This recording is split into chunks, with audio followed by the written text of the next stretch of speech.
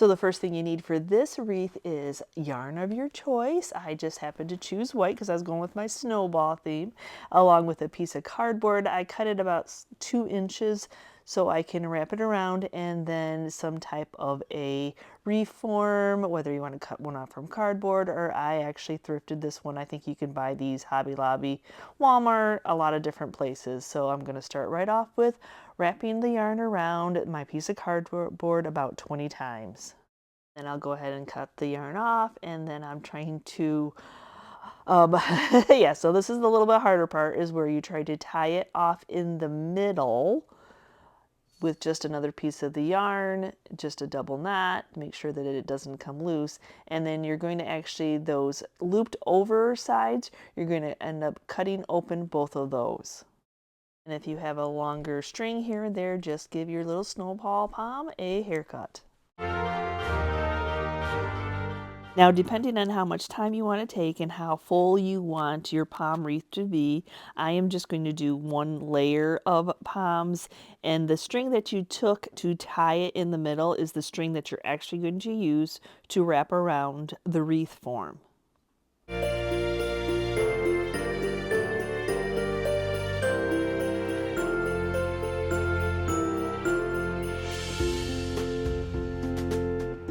Now I'm going to go ahead and start tying them on. I may need more once I start squishing them together to be able to see the form underneath. But yep, it's just that simple. You just wanted to make sure when you were tying them in the middle that you left enough string to be able to do a double knot. And I actually switched over to a different type of yarn. Just that way I wanted to make sure that I only had this 1 bolt of yarn, and I wanted to make sure that I had enough to cover the whole wreath.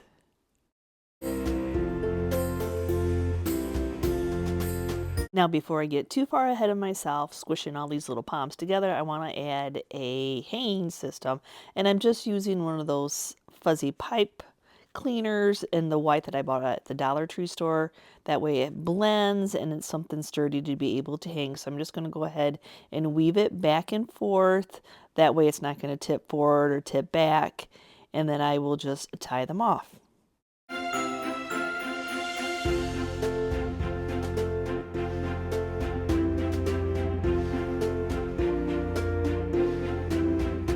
I'm going to go ahead and make this a little bit more festive by adding some jingle bells. So yes, I picked these up at Hobby Lobby. These are the bigger size. I ended up going with the smaller side, and I just have some ribbon that is kind of see-through, but it almost looks like falling snow. So I just went ahead and just looped it in the little hanging system, took the jute off that they had, and then I'm just going to weave it in between my little snowballs there to tie it off and fluff my snowballs back up. And then I'm going to kind of stagger them so they're all different lengths hanging.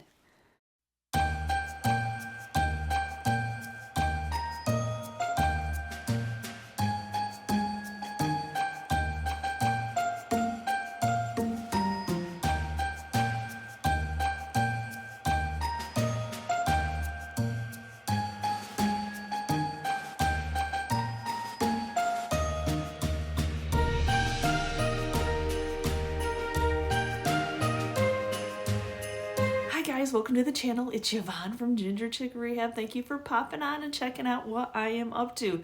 Yes, it is now the holiday season, and I just never can get motivated to work on holiday crafts till after Thanksgiving until I see snow flying. Well, we've got snow here in Michigan, so it is time to get a crafting. So in today's video, I am sharing some wreath ideas through Pinterest and TikTok and all those inspirations that I get from others out there. I'm sharing with you my favorites.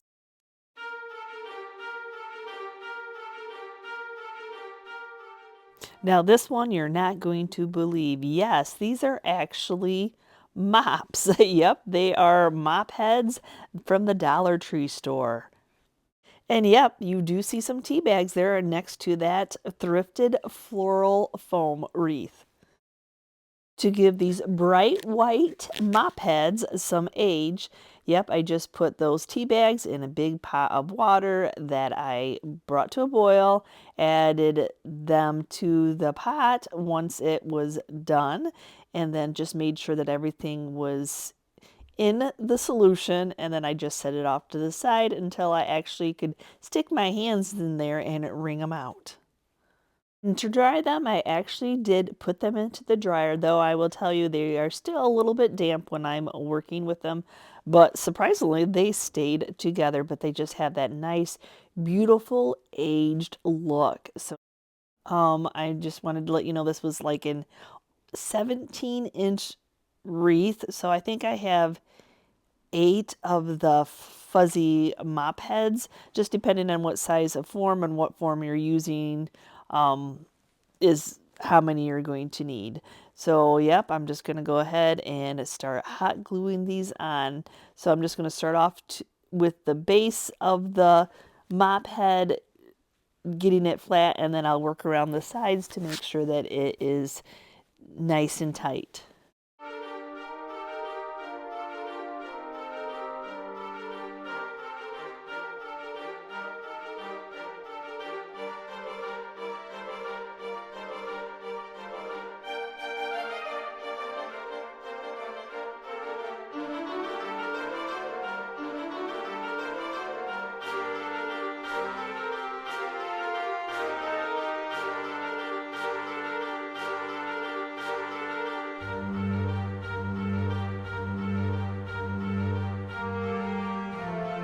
You can see for the 17th reach form, I only needed 4.5. So I'm actually going to end up wrapping it all the way around because I already have them done, and I'm going to make my, you don't have to do the back, but I'm going to go ahead since I already have them done and do the back.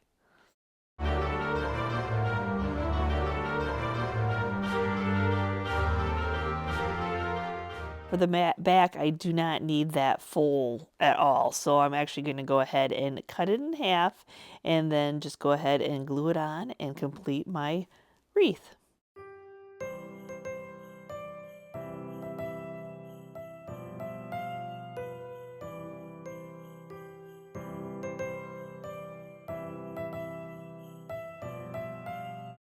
Oh my gosh, this wreath is so soft, it's absolutely gorgeous, and I just by chance got the perfect ribbon that matches.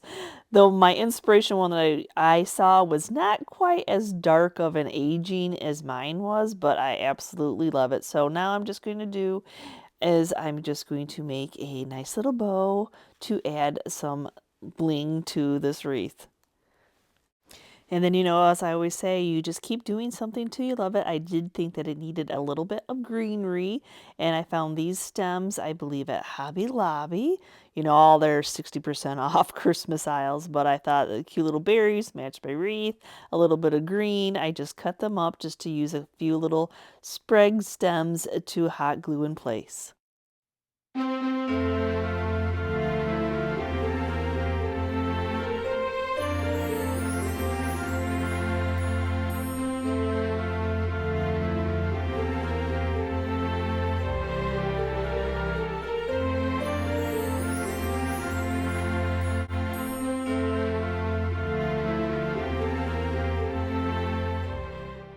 So yes, I tell you, when you can thrift wreath forms all the time and never discount that area of the thrift store. I just love getting them at a little bit of a discount. I know they're not terribly much, but a discount is good.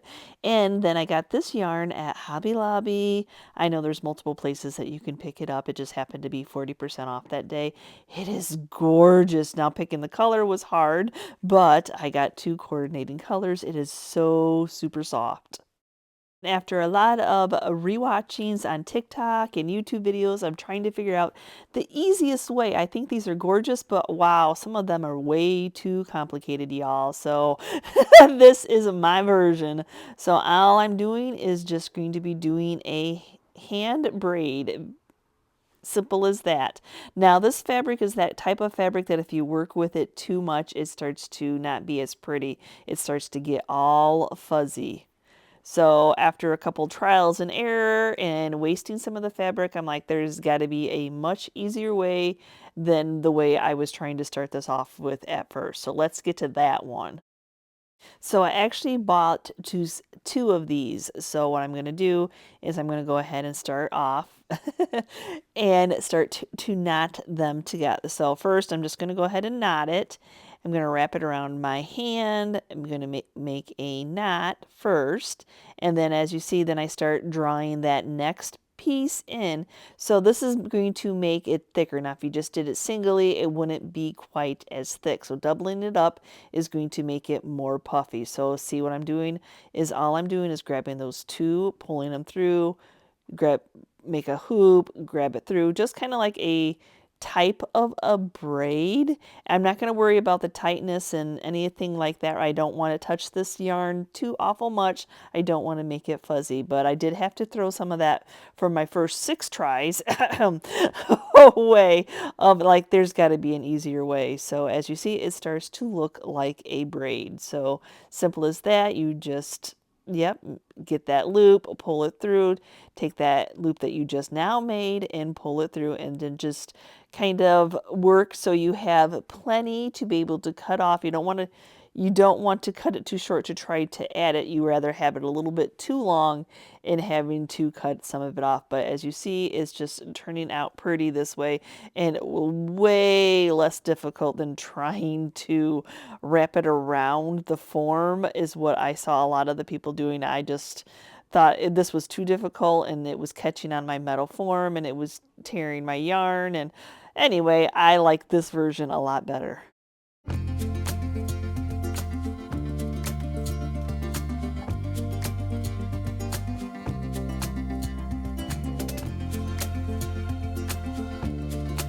So now I'm going to go ahead and grab my form to make sure I have enough to go all the way around, including I'm going to go ahead and fluff it and kind of even out my braid to make sure that I have plenty to cover.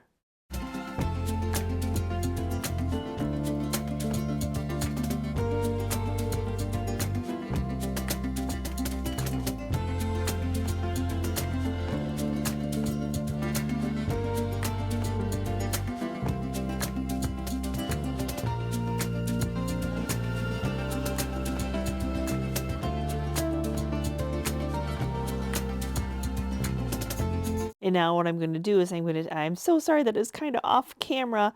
It was a big, this was big. So now all I'm doing is taking some of the ends, I'm taking them out of the braid a little bit, and then I'm just finger weaving them through the back of what will be the wreath. So I'm just working them in, not really trying to make a knot, just trying to flatten out that area. Now to attach it to my form, I'm just taking some of this thicker fabric, and then I'm also going to go ahead and just, yes, I'm going to sew this on. I found this to be the easiest way. That way I wasn't working with the yarn so much, making it fuzzy, and that way I can kind of fluff my yarn out as I go to make sure that it's staying flat and it fits this form. So yeah, that was a little bit on the time consuming part of it, but it would absolutely made this stay gorgeous.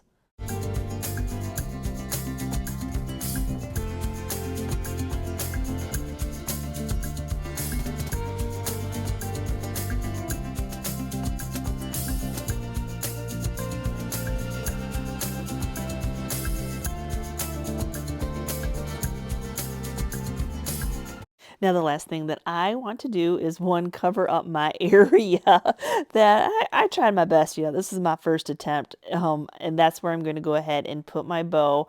Now, I played with a different couple types of bows, but I just found for my visual, I liked the yarn on yarn. So now I'm trying to create a bow out of yarn that kind of just hangs there. So absolutely love these 2 colors together, but I had to play around with my bow just a wee bit, and I will share my experience with you as I work with it, because like I said, this is beautiful. It's soft, but wow, it does not like to be worked with too much. So to end up making my bow fuller, I went ahead and did 4 pieces of the yarn together before tying a simple bow. So what I did is I just went ahead and tied it around with some of the extra, and then cut that extra off, because I just want those longer ones to hang all the way to the bottom, fluffing my bow first, and then after I got the bow the way that I wanted it and I cut off the extra underneath, I ended up using a little bit of the stiffening spray that I've used in the past to where I cut those ends that they weren't going to fray, and then to keep my bow up, and because it kept just kind of hanging there, I actually ended up going in with some straight pins to keep it in place.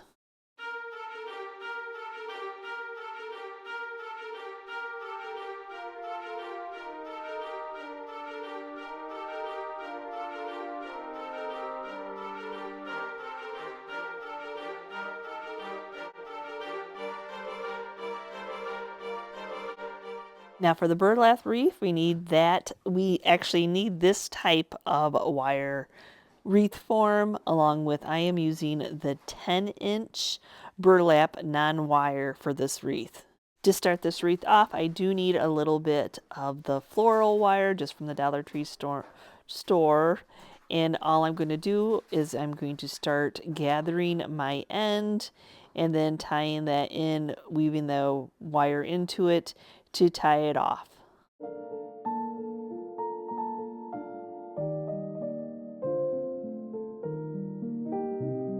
And then after getting that all bunched together, we're going to go ahead and take the other end of the wire and attach that wire to the wire form.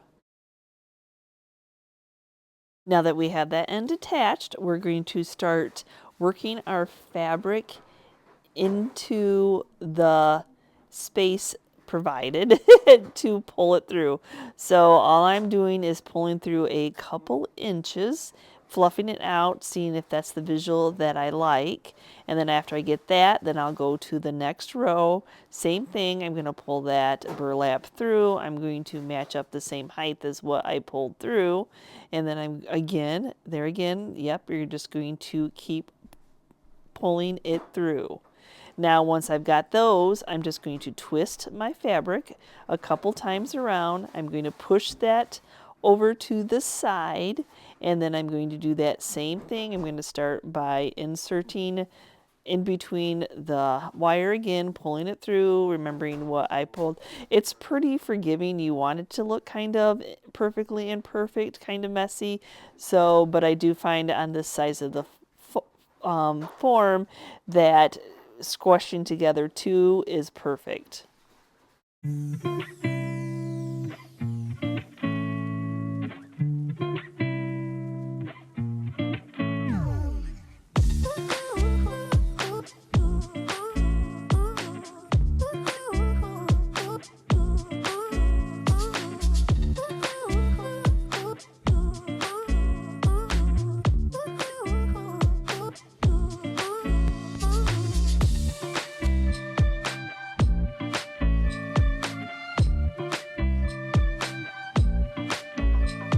Now I'm all I'm going to do is take some more of that wire, take my end, kind of bunch it together, and then I'm just going to work the excess, just kind of hide it, working it in and out of the wire foam itself, just to tuck my end in.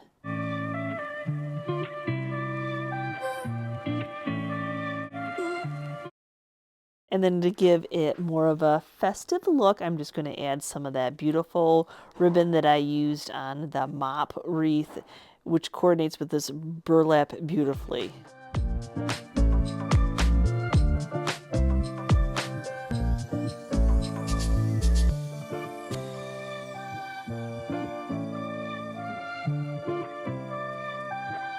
Then I'm actually just going to take a couple safety pins and to attach my ribbon on. I didn't want it to smash my fluffiness of my burlap, but I wanted to add that color in.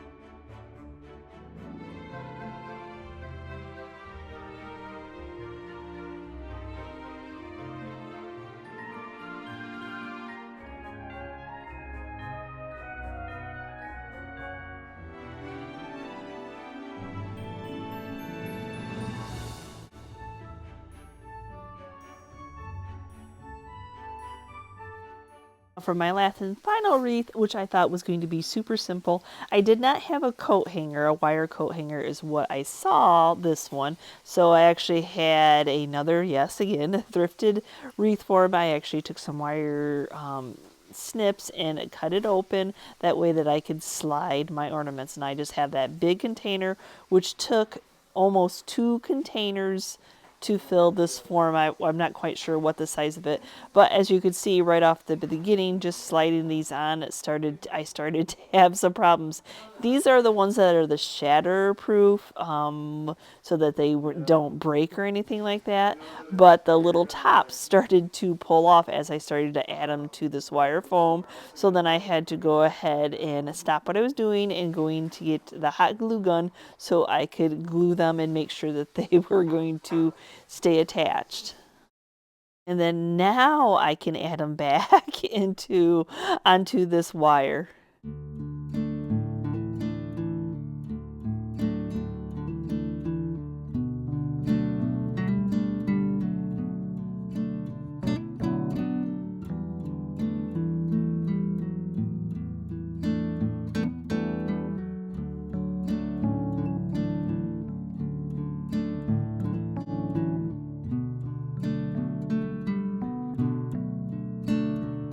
And when I got it as full as I could possibly get it, and on the top of them I added, to make it fuller, I actually added some wire around some of them.